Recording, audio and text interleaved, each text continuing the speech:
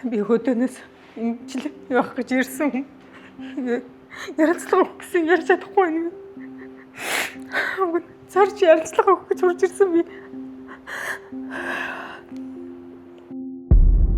Эви хонгор үрмэн 2026 оны 5 дугаар сарын 31-ний өдрийн 8 гарагт Хөвсгөл аймгийн Түнэс сумын 6 дугаар багийн нутагт дэвсгэр Яргаад хэмээх газарт цусаж байсан малчин эмэгтэй оюун эрдний гэрт маш аимшигтай мэдээ дуулахаар нэгэн хүн иржээ. 5 сарын 31-нд манай хүүг очрот гэдэг оочхо барилгаас унчлаа гинэ гэд хурж ирсэн. Тэгэл бид нар уйлж юугаал мөрөн рүү орсон. Орсон чинь имлэг дээр миний ухаан юуч байхгүй, ухаангүй болцсон. Тийм байсан. Тэгээд толгой тарих хамраамнаас нэг цус гарсан юм шиг байсан. Тэгээд ингээд тэрийг нэмч цэвэрлсэн болтой байсан. Намайг очиход аль эрт юу атсан бурхан болцсон байсан миний хүн.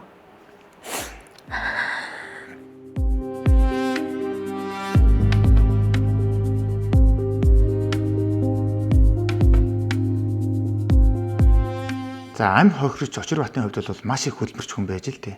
Хизээч зүгээр суудаг, товтон ямар нэгэн ажил хөдөлмөр эрхэж байдаг. Хөдөө очсон ч ээжтэй тусалж идэг, мал хуу ерөөсө бүхэл ажил хийдэг тийм хүн байсан юм байна. Уг нь бол зайлвал тэрээр Өмнө Говь аймагт нүүрс тээврийн ажлыг хийдэг байсан юм байна л да. Тэгэл ростроор 14 хоног ажиллаад 14 хоног буцаад ирдэг энэ мэтчлэн ажилладаг байсан. Дүүгийнхээ хамтаар. Тэгээд яг энэ осод болохын өмнө яасан бэ гэхээр 6 сарын турш ажиллангууд хөдөлмөрийн хууль заасны дагуу ээлжийн амралт гэдэг 1 сарын амралтыг утассан амралтыг өгсөн. За амралтаа аваад ээж дээр ихэд тононгуудаа би зүгээр сууж чадахгүй юм байна. Мөрөн рүү очиж ямар нэгэн ажил олж хийе гэж хэлээд явсан. За тэгээд Хөвсгөл аймгийн Мөрөн хотын 8 дугаар хороонд Наран гүрт хэмээх компани хэрэгжүүлж байсан Majesty Mustang гэдэг орон сууцны хотгон хорооллын 3 дугаар ээлжийн барилгад нь ажиллаж байгаад ийхүү осолцсон юм байна.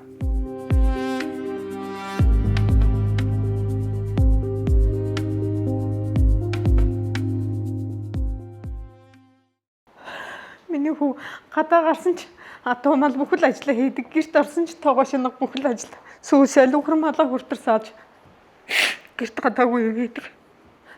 Өдөр хоног өнгөрөөхөд том хэцүү юм.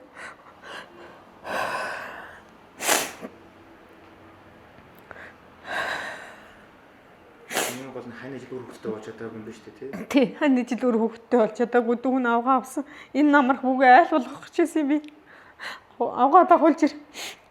Орон гэрэлтэд айл болгоно гэдээсэн.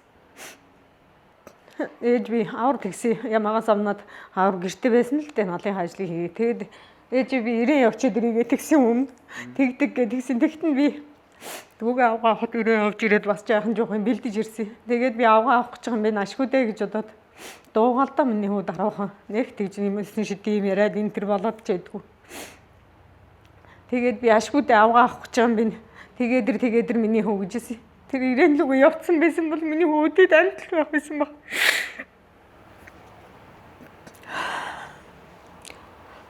Хань жил өөр хөвгттэйч болж чадаагүй.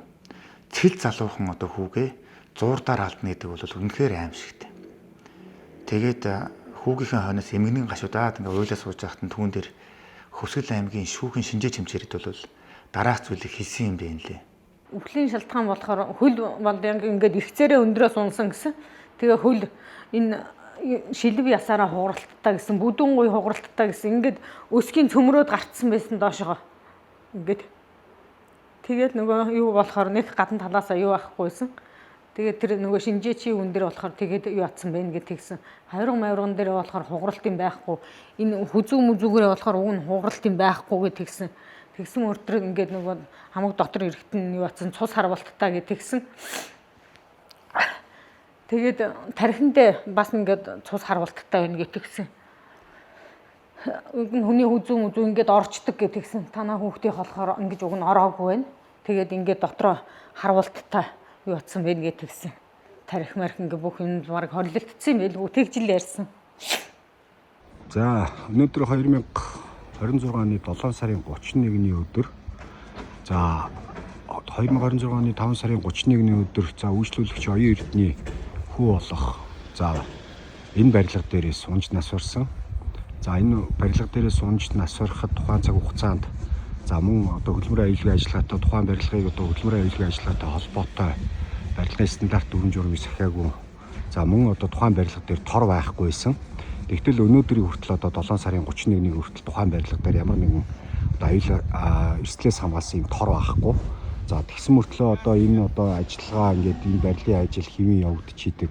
Энэ одоо барилгын үйл ажиллагаа ингээд хэвэн өнөө өндөр дээрээс ингээд хэвэн үргэлжлээд ингээд явж байна. Тэгэхээр бид нар энэтэй холбоотой гомдлыг гаргах болно. Энэ одоо барилгын зүүн талаас буюу одоо үйлчлүүлэгч оюун эрдний хүүхэд унж нас барсан одоо хэсэг байгаа.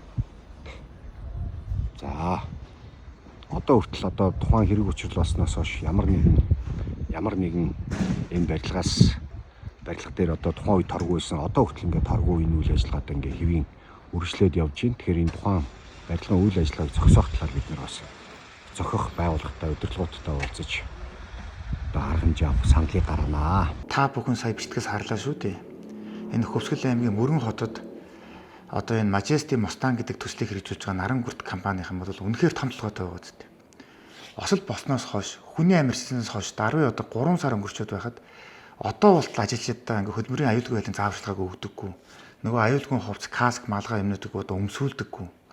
Тэр битгээл одоо үйл ажиллагаанд дүгнэлт хийгээд ядаж дахиж одоо хүн эрсдэхгүй байх боломжийг хангая гэж тэр барилгын гадуур одоо тийм хамгаалтын ногоон торж хүртэл татчихаагүй байгаа байхгүй юу. Үнэхээр том толгойтой компани юм байна л энэ компани.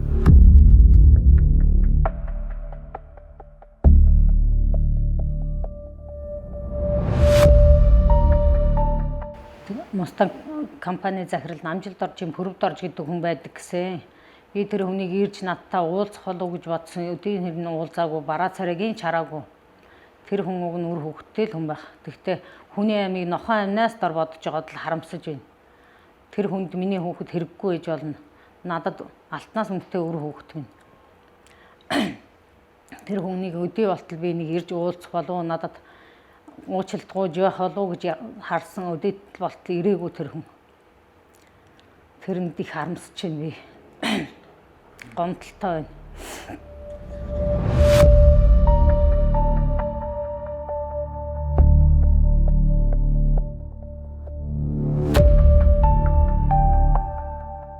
За тэгээд надад хамгийн муухай санагдсан зүйл нь юу вэ гэхээр энэ оюун эрдэнэгч бол одоо хүүгээ алдчихад тийм ээ орох байх газараа олж чадаад ингээд уйж унжаа сууж яхад нь бол тэр Наран гүрт компанийн зүгээс ядаж нэг хүн ирээд уучлаарай бид нэр хөдөлмөрийн аюулгүй байдлаа хангаж чадаагүй хүмүүсэд таны хүү ингээд харамсалтайгаар ирсэдчихлээ. Бид бүхэн одоо үүндээ маш ихээр одоо уучлалт хүсэж байна гэж хүний оронд ганц удаа уучлахгүй байгаа байхгүй. Тэр битгий хэлбэл бүр оршуулгынх нь одоо тэр зардалт нь нэмэр болгоё гэд ядаж нэг 1000 төгрөгийг сарваагаагүй хүмүүс юм билээ шүү дээ. За тэгээд нөгөө малчны нэг гуйдагч хүн хүү үхээлүүд гэдэг байдлаар ийм ухад оромж байдлаар хандсан байгаа байхгүй юу? Надад бол алтнаас ч үнэтэй хүүхэд минь. Тэднэрд бол үн цэнэгүй байж болно. Надад бол үнэтэй хүүхэд минь. Би тэр хүүхдийнхээ хүч хөдөлмөрөөр өдөөтэй болчихж ирсэн. Миний хүүхдүүд бол ажил хөдөлмөрөөс тэгж хоошоо сууж үзээгүй. Тийм ч болохоор тэгж тэндээ юмаа хийчээд ажил хийчээд эндээ ажил хийд хөдөөгөө гараад малаач малдаг хүүхэд. Тэгээд барилгын юм дээр ажиллана гэд тэгээд юу басна. Тэгээд ийм болчин ч гэж би санаагүй хүүхдээ. Тэгээд одоо хүүхэд нь байхгүй болсон надад тон хэцүү байна. Би хэлж ярихтаа ч муу байгаад энэ хэл амаар холдод ингээд ярихад ч хэцүү байна надад. Өдөр хоног өнгөрөхт ч тон хэцүү байна. Сэтгэл санаа өмрөө тогтохгүй би мал дэгээ хүртэр нэлээд зарсан. Ийшээ тийшээ нүүдэг ч юм уу гэж маш их бодсон. Үлдснийг бат төрүүлээд явах уу гэж бодсон доо өдөөтэй байжилээ энтэй. Тэгээд өгтөл үр харам гэдэг шүү дээ. Тэгээ хүүгээ бүр цэл залуухан хүүгээ хань ижид үр хүүхдээ ч бож чадаагүйсэн ойр залуухан хүүгээ ингээ харамсалтайгаар алдчихсныхаа дараа бол одоо энэ миний хүүгийн нас барсан шатгаан нөлөө тогтоож өгөөч. Хэрвээ хин нэгэн одоо тийм хариуцлага алдсан бол тэр хүмүүст нь хуулийн хариуцлага тооцоолж өгөөч гэгээд энэ оюун эрдэнэгчд бол хөөрхий улаан эрхтэл явсан юм бил.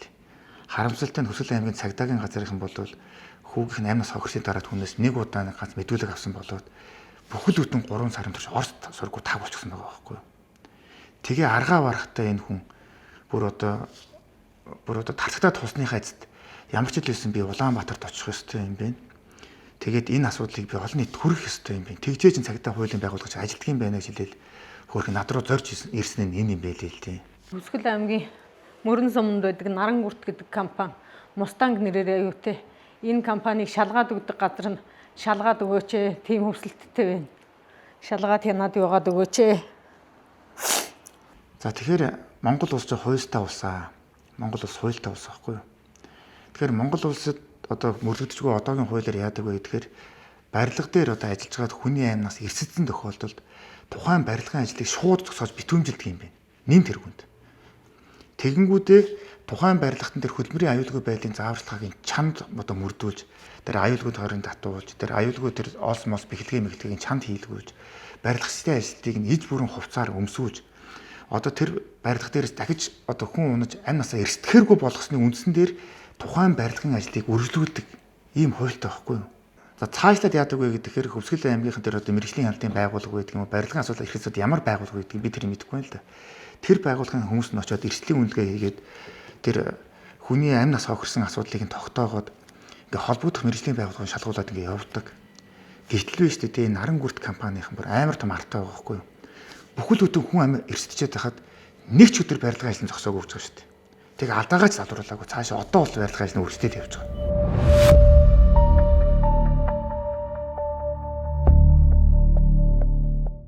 Хөвсгөл аймагт энэ барилга хариуцсан юу н тэр мэрэгжлийн байгууллагууд нь хянаад шалгаад өгөөч ээ тэрийг тэр барилгын компани үг.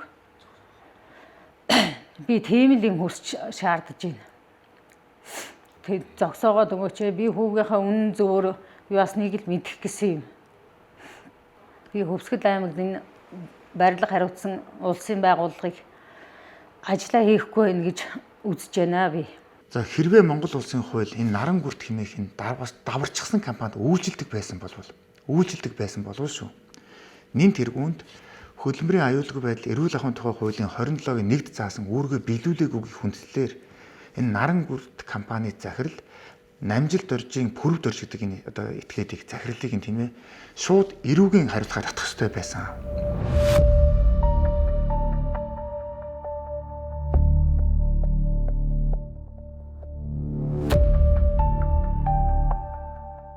За хоёрдугаарт яах ёстой байсан бэ гэхээр энэ Нарангүрт компани барилгын ажлыг нь шууд зогсоогоод одоо тэр тухайн барилгыг битүүмжлээд тэр дахиж хүн эрсдэхээргүй болтол дахиж хүний амнаас эрсдэхээргүй хүн гэмтгээргүй болгосны тэр үндсэн дээр тэр бүх тормоор хашлаг хашаад тэр нь барилга барихад ямар стандарт норм хангах ёстой гэдгийг тэрийг нь бүрэн хангуулсны үндсэн дээр барилгын ажлыг цааш нь үргэлжлүүлэх ёстой байсан.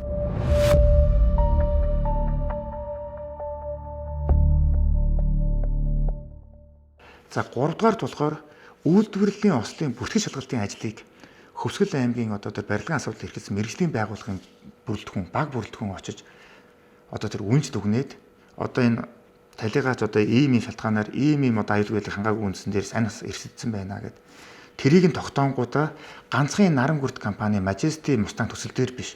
Ерөөсөө энэ мөрөн хот баригдаж байгаа бүх барилгууд дээр очиж дахиж одоо Хөвсгөл аймгийн хүний амь эрсдэхээргүй болох ажлыг бүрэн утгаар нь хийх ёстой байсан юм аа. Харамсалтай нь одоо нэг Хөвсгөлийн ажлыг огт хийгээгүй.